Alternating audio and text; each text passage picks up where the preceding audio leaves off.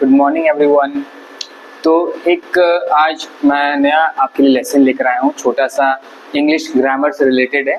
और ये मतलब आपको कोई ये नहीं सोचना है कि पार्टिसिपल क्या है, वर्ब के साथ कौन सा वर्ब का फॉर्म लगेगा, या आगे पीछे यहाँ पर हम किस तरीके से सब्जेक्ट और ऑब्जेक्ट रखेंगे, क्या एडजेक्टिव ऑर्डर होगा।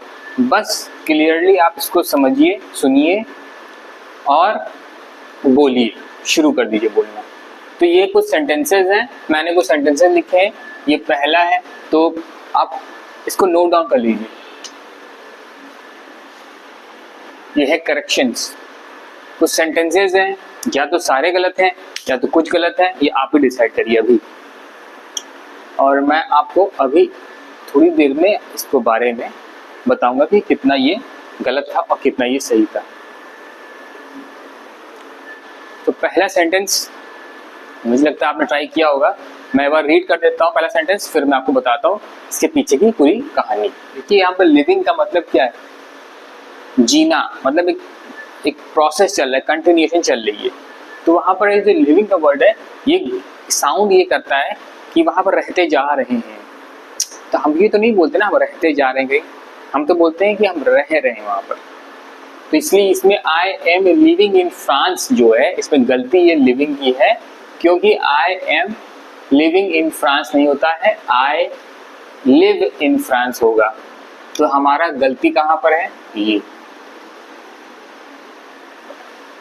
सेंटेंस क्या बनेगा, I live, I live in France. ये दोनों ही गलत सेंटेंस लिखे हैं यहाँ पर, इनके बजाय लिव होना चाहिए था, क्योंकि हम रहते हैं, रह नहीं रहे हैं वहाँ पर, है ना। हम कैसे बोलते हैं इस पे डिपेंड करती है हमारी बात।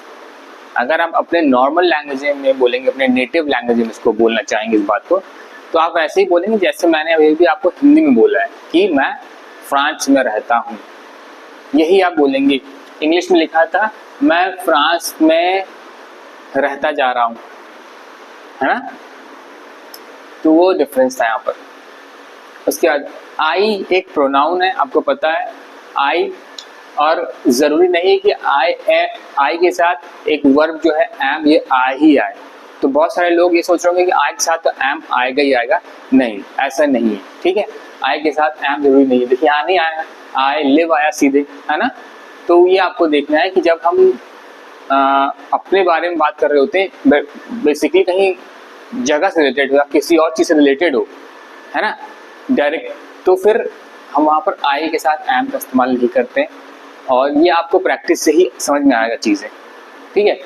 आई लिव मतलब रहते हैं, तो लिव एक तरह से कह सकते हैं आप, नाउन भी हो सकता है लिव एक वर्ड, क्योंकि वो हमको आइडेंटिटी बता रहे हैं कि रहते हैं, कोई प्रक्रिया नहीं है ये, है ना।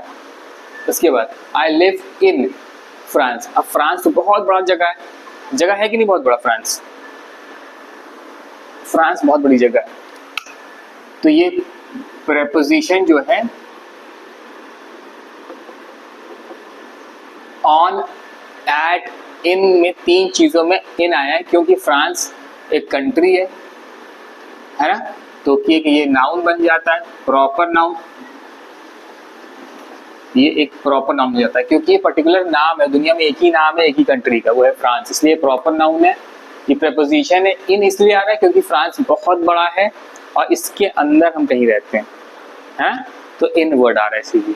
तो आई एक प्रोनाउन है,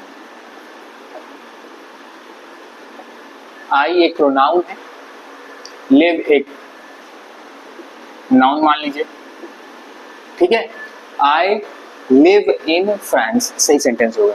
इस सेंटेंस को आप ठीक से कॉपी करिए और अपने हिसाब से एकदम क्लियरली इसको लिखिएगा अपने। सेकंड पे आते हैं, I am working at ZA company.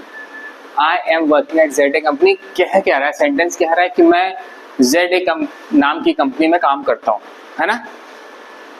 यहाँ पर भी मुझे बताना चाहिए I am working at ZA company हम नहीं बोलते, मैं वहाँ पर काम कर रहा हूँ नहीं बोलते हैं, मैं वहाँ काम करता हूँ बोलते हैं, है ना। कोई पूछे कहाँ काम करते हो, मैं गवर्नमेंट काम करता रहता हूँ, ऐसे तो नहीं बोलेंगे आप, बोलेंगे मैं गवर्नमेंट जॉब में हूँ या सरकारी जगह काम करता हूँ, है ना। इसलिए यहाँ पर वर्किंग वर्ड नहीं आएगा, गलती है हमारी। आई के बाद का 2 word am working, I am नहीं होगा हर जगह, ठीक। इसकी कहानी क्या सेंटेंस की बता दूं, फिर से यही प्रोनाउन है, अपने लिए इस्तेमाल किया गया है ना। तो ये प्रोनाउन हो गया, ये एक प्रोनाउन। उसके बाद एम एक वर्ब है जिसका इस्तेमाल यहाँ नहीं होना है। वर्किंग एक कंटिन्यूअस एक जेरेंड है ना, जेरेंड है, और इसका इस्तेमाल यहाँ नहीं होना है। इसकी बजाय यहाँ होगा आई वर्क, यहाँ होगा आई वर्क, ठीक है, यहाँ होगा आई वर्क, ये सही चीज है। I work at ZA company, I work at. अब यहाँ पर जो ये प्रेपोजिशन लगा है हमारा, एट एक प्रेपोजिशन है और इसका इस्तेमाल यहाँ इसलिए हो रहा है क्योंकि ZA कंपनी एक नेम है, ये एक प्रॉपर नाउन है, और कंपनी जो है एक वर्ड है जो कि एक नाउन है, मतलब कॉमन नाउन है। पर्टिकुलर नाम किसी का होता है तो उसके लिए प्रॉपर हम वर्ड इस्तेमाल करते हैं, जो हम काफी चीजों के लिए एक ही नाम यूज कर लेते हैं वो होते हैं कॉमन नाउन, ठीक है। तो यहाँ पर I work at ZA company में एट इसलिए आ रहा है क्योंकि हम उस कंपनी पे रोज अटेंडेंस देते हैं जाकर, फिर आते हैं घर, फिर जाते हैं, है ना, वहाँ आना जाना है तो वहां पर हम एट बोलते हैं। जैसे कोई पर्टिकुलर हम जगह की बात करते हैं तो वहां पर एट का इस्तेमाल करते हैं, इसी तरह हमने एट बोला है। मगर आई लिव एट फ्रांस नहीं बोलेंगे, क्योंकि जब बहुत बड़ी जगह की बात कर रहे होते हैं ना, बहुत बड़ी जगह की, वहां पर हम लोग एट बोल नहीं सकते हैं, क्योंकि हम इतने बड़े हैं ही नहीं कि उस जगह पे इकट्ठा जाकर खड़े हो जाए एक बार, नहीं, हमको एक छोटी जगह मिलती है वहां पर, है ना। तो ये सही सेंटेंस है, इसको आप नोट डाउन कर सकते हैं। मैंने सेंटेंस को लिखा है I work at ZA company, यही सही तरीका है। सेकेंड सेंटेंस भी एकदम क्लियर होगा आपको। अब हम लोग आगे बढ़ते हैं। I am understanding English, I am understanding English. पिछले 2 सेंटेंसेस में हम लोग ने जो किया है आपको लगा होगा एकदम वही है, बिल्कुल सही है, एकदम वही चीज है। प्रॉब्लम यहाँ पर भी प्रॉब्लम है एम अंडरस्टैंडिंग, आई एम नहीं, आई अंडरस्टैंड। कौन सा वर्ड होगा यहाँ पर सही, I understand, I understand English. अब क्या लिखा था पहले, I am understanding English, I am understanding English, मैं इंग्लिश को समझता जा रहा हूं। ऐसा कोई बात नहीं हम बोलते हैं। जेन्युइनली अगर हमको इंग्लिश समझनी है, कोई भाषा समझनी है, उससे रिलेटेड चीजें हम बोलेंगे तो हमको ये देखना है कि हम अपनी नेटिव भाषा में उसको कैसे बोल रहे हैं, और उसको हम वैसे ही बोलेंगे उनकी भाषा में या फॉरेन लैंग्वेज में। तो इंग्लिश में हम इसको ये नहीं बोलेंगे, हिंदी में हम बोलेंगे मुझे इंग्लिश समझ में आ रही है, तो इंग्लिश में बोलेंगे आई अंडरस्टैंड इंग्लिश। तो फिर से वही, ये हमारा प्रोनाउन बन गया अंडरस्टैंड। अब ये एक नाउन है, अंडरस्टैंड वर्ड है, या आप इसको वर्ब किस तरह भी इस्तेमाल कर सकते हैं। आई अंडरस्टैंड, मैं समझ रहा हूँ, किसको, इंग्लिश को। और इंग्लिश एक नाउन है और एक भाषा का, पर्टिकुलर भाषा का नाम है, तो आप इसको प्रॉपर नाउन भी कह सकते हैं, ठीक। तो ये सेंटेंस तो बहुत छोटा सा था, बहुत सिंपल था, क्योंकि 2 हम लोग ऑलरेडी कर चुके थे इसके ऊपर, तो ये आपको ज्यादा बेटर समझ में आया होगा, आसानी से आप इसको समझे होंगे। इसको नोट डाउन कर लीजिए और ये सब चीजें आप लिख लीजिएगा जरूर, इससे आपको ना रेफरेंस करने में नेक्स्ट टाइम जब आप रिकॉल करेंगे बैठ के तो आपको आसानी होगी। पहला सेंटेंस था I am living in France. पहला सेंटेंस था I am living in France, और आई सही होना चाहिए था आई लिव इन फ्रांस। ये जो लिव है ये हमारा वर्ब होता है। हाँ, एक प्रक्रिया। उसके बाद हम लोग सेंटेंस पढ़े I have work at Z A company. उसके बाद हम लोग थर्ड सेंटेंस पढ़े थे आई अंडरस्टैंड इंग्लिश, है ना। अब फोर्थ सेंटेंस पे आते हैं we are liking the show. We क्या है? वी जो है इसमें गलती अगर मैं आपको बताऊं पहले, अब देखिए fourth sentence we are liking the show, इस शो को हम पसंद कर रहे हैं, है ना, ये लिखा है यहाँ पर। बट हम ऐसे नहीं बोलते हैं, हम कैसे बोलते हैं? हम बोलते हैं वी, ये दो पार्ट गलत है यहाँ पर। We are liking the show नहीं होता है, we like the show, we like the show होता है, ठीक है। वी क्या है यहाँ पर? प्रोनाउन है कि नहीं। उसके बाद वी लाइक, लाइक क्या है?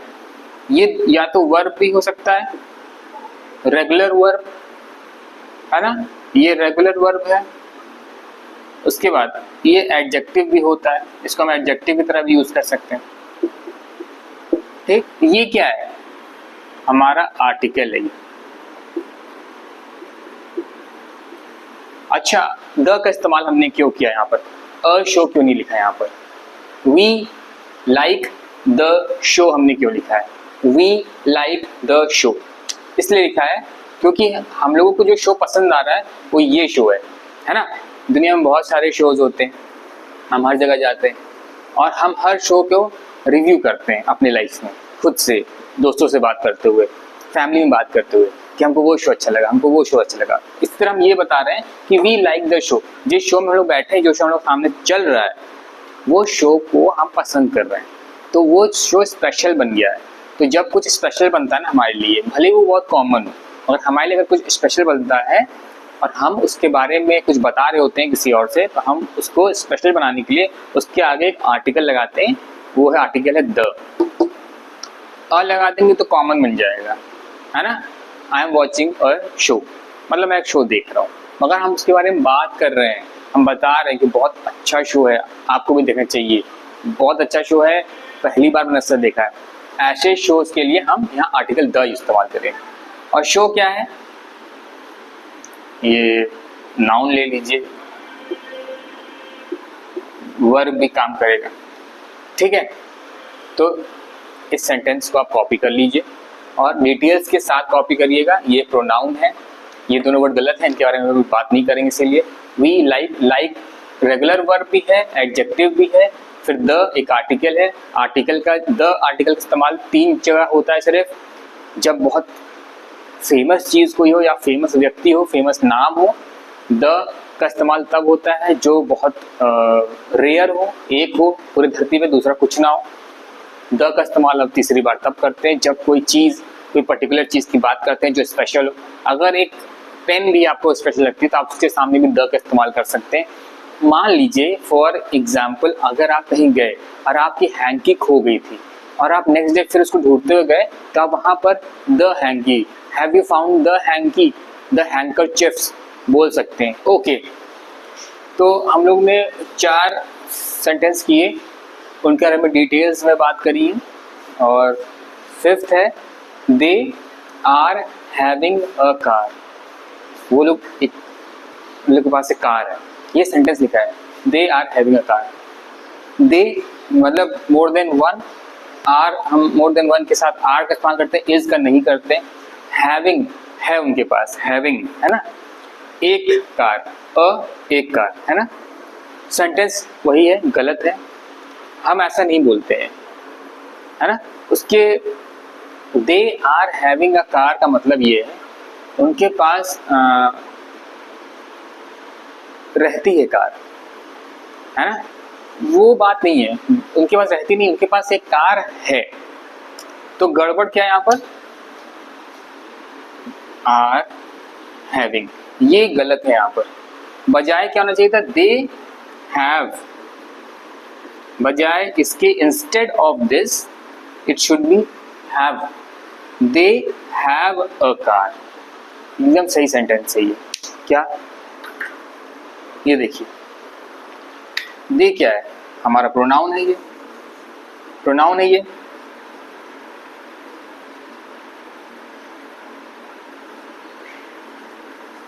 दे एक प्रोनाउन है, ठीक, दे एक प्रोनाउन है। उसके बाद हैव, हैव के बारे में हम क्या बोल सकते हैं कि हैव जो है एक मॉडल वर्ब है, एक मॉडल वर्ब है। पता है हैव की स्टोरी बहुत बड़ी है।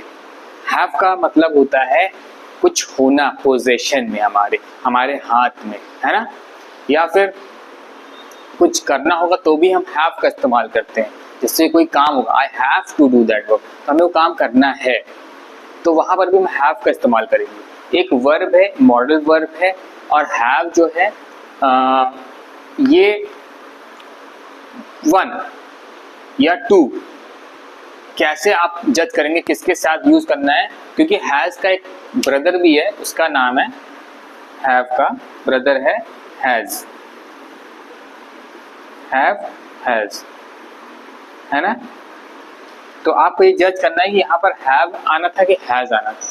यहाँ पर हैव क्यों आया, अब ये मैं बताता हूँ हैव क्यों आया। ठीक, हैव यहाँ पर इसलिए आया क्योंकि हमको पता है, पहले अपने सेशंस में कुछ मैंने वीडियोस बनाए थे जिसमें मैंने बताया कि हैव का इस्तेमाल क्या होता है। हैव मतलब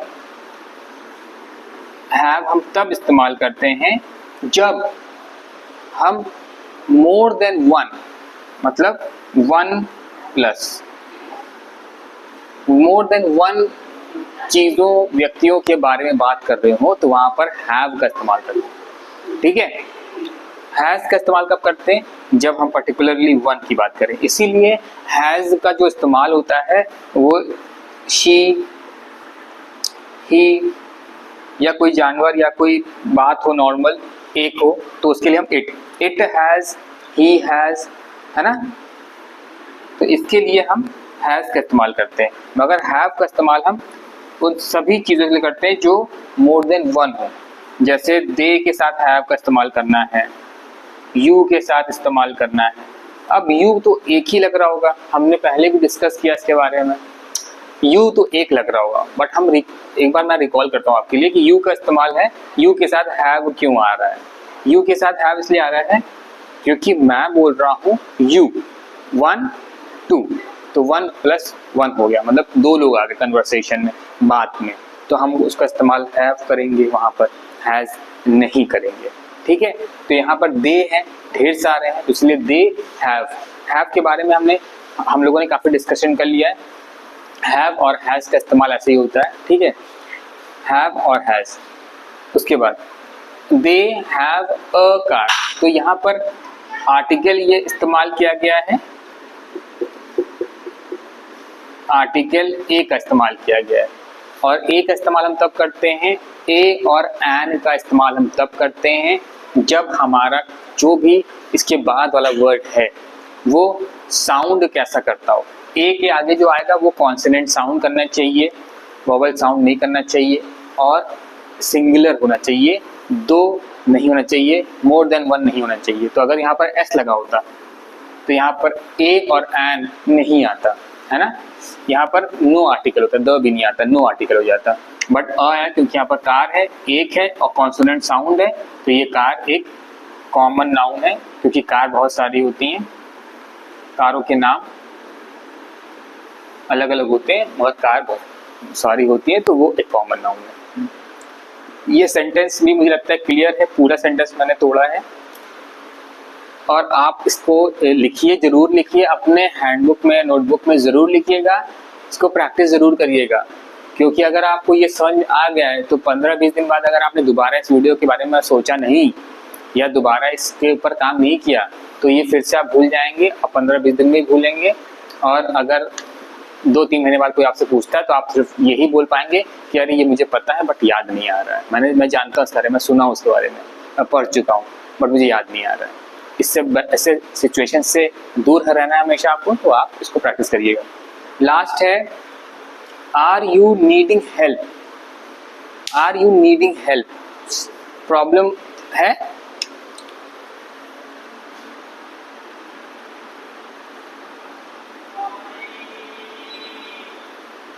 यहाँ पर क्वेश्चन है, क्वेश्चन मार्क पूछा गया है, आर यू नीडिंग हेल्प, क्या तुम्हें मदद चाहिए। तो आर यू नीडिंग हेल्प में नहीं होगा, यहाँ पर गलत क्या है आप जज कर सकते हैं इसमें। 1 मिनट दे रहा हूँ, जज करके दिखाइए ये क्या है।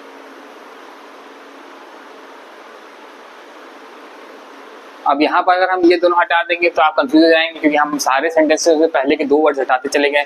आप चुपचाप इसको हटा देंगे, सोचेंगे सही हो गया है। आर नीड कर देंगे हेल्प, मगर वो गलत सेंटेंस है। आर नीड हेल्प तो कोई सेंटेंस ही नहीं है, क्योंकि इसमें हम यू की बात ही नहीं कर रहे हैं। और यू को मदद चाहिए, मतलब मैं पूछ रहा हूँ कि तुम्हें मदद चाहिए, मैं पूछ रहा हूँ कि तुम्हें मदद चाहिए। तो अगर मैं यहाँ पर आर के बाद सीधे नीड लगा दूंगा तो यू तो गायब हो जाएगा। तो यू तो चाहिए ही चाहिए सेंटेंस में। तो ये सही सेंटेंस जो मुझे लगता है बहुत सारे लोगों ने सही जवाब दे दिया होगा, बट ये सेंटेंस ऐसा नहीं है ना। तो यहाँ पर सही सेंटेंस क्या होगा, एक बार आप चेक करिए, बहुत अच्छा सेंटेंस है। तो सेंटेंस मुझे लगता है कुछ क्लियर होगा। मैं बता देता हूँ इसमें गलती क्या है, गलती को बता देता हूँ, उसके बाद आप जज करिएगा इसमें गलती क्या, ठीक है, मतलब सही क्या होगा। तो ये गलत है इसमें, ये गलत है इसमें, ये 2 वर्ड गलत है। यू तो चाहिए ही चाहिए, क्योंकि मैं पूछ रहा हूँ सामने से यू नीड हेल्प, क्या तुमको मदद चाहिए, तो ये तुमको तो होगा इस वर्ड में, अब मदद तो होगा ही होगा। तो नीडिंग कोई वर्ड ही नहीं है एक्चुअली में, यहाँ पर कोई वर्ड ही नहीं है, इसका कोई तात्पर्य ही नहीं बनता है, नीडिंग का कोई तात्पर्य ही नहीं बनता यहाँ पर, है ना। तो आर गलत है। तो आप जज करो, मैं आंसर लिख देता हूँ। अब यहाँ पर आएगा डू, क्योंकि क्वेश्चन मार्क है। Do you need, do you need help, ये सही सेंटेंस बन गया हमारा, डू यू नीड हेल्प, ठीक है। डू यू नीड हेल्प, तो सेंटेंस अब बन गया क्या तुमको मदद चाहिए, क्या तुमको मदद चाहिए। डू क्या है, डू, डू का इस्तेमाल हुआ है आर की जगह do. Are you needing help कोई वर्ड नहीं है, आर यू नीड हेल्प ये भी कोई वर्ड नहीं, ये भी कोई सेंटेंस नहीं है। डू यू नीड हेल्प ही सही सेंटेंस है। और डू हमको पता है ये एक वर्ब है ना, डू एक वर्ब होता है, डू एक इर्रेगुलर वर्ब,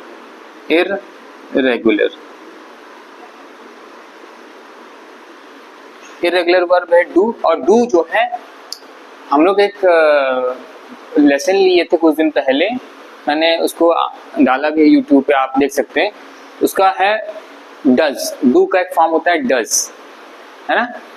तो डू जो है प्रेजेंट फॉर्म है ना। उसके बाद और अगर हमको इसको समझना होगा तो हम इसको डू को देखिए, जो यू है, यू एक सेकंड पर्सन सिंगुलर है, 2 पर्सन की बात हो रही है। फर्स्ट पर्सन में आई आता है, थर्ड पर्सन में दे आता है ना, शी आता है ना, क्योंकि 3 लोग इन्वॉल्व है एक कन्वर्सेशन में, तो थर्ड पर्सन है। ये मतलब शी, मतलब मैं शी की बात कर रहा हूँ, किसी एक से मैं शी की बात कर रहा हूँ, मतलब 1 मैं बात कर रहा हूँ, कोई सुन रहा है मेरी बात, और शी के बारे में तीसरे व्यक्ति, तो थर्ड पर्सन है, उनके लिए डज वर्ड आता है, डज।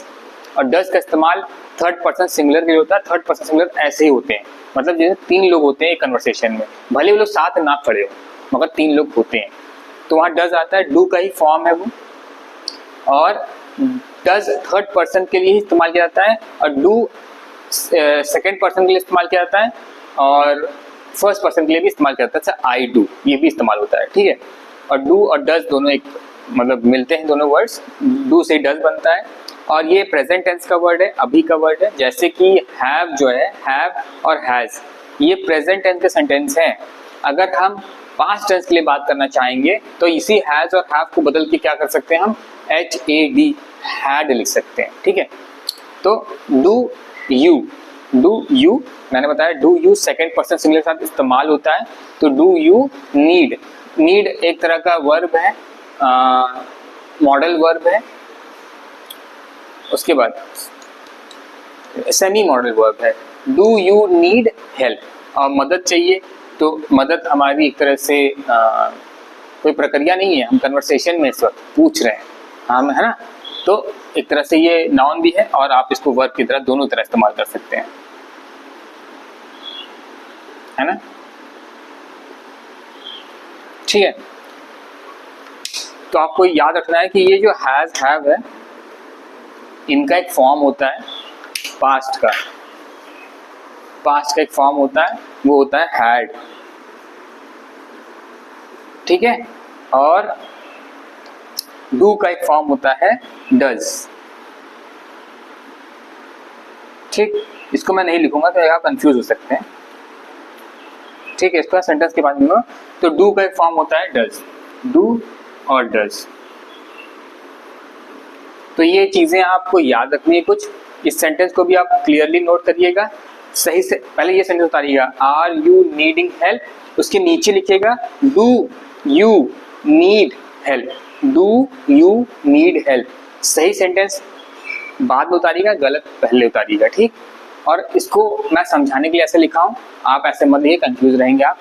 और आप हमेशा रखिएगा सेंटेंस जब बनाया जाता है तो पहला लेटर कैपिटल से होता है, और सेंटेंस के बीच में जो भी लेटर कैपिटल मिलेगा तो समझ जाइएगा या तो वो नाम है पर्टिकुलर, है ना, या कोई स्पेशल चीज, तभी हम लिख रहे हैं कैपिटल। वरना सेंटेंस के बीच में कोई कैपिटल लेटर्स नहीं आएंगे दोबारा, जब तक कि वो कोई नाम ना हो पर्टिकुलर। तो पहला लेटर कैपिटल होना चाहिए, फिर लास्ट में फुल स्टॉप होना बहुत जरूरी है। कंप्लीट सेंटेंस है ये, सेंटेंस का स्ट्रक्चर का ही पार्ट है।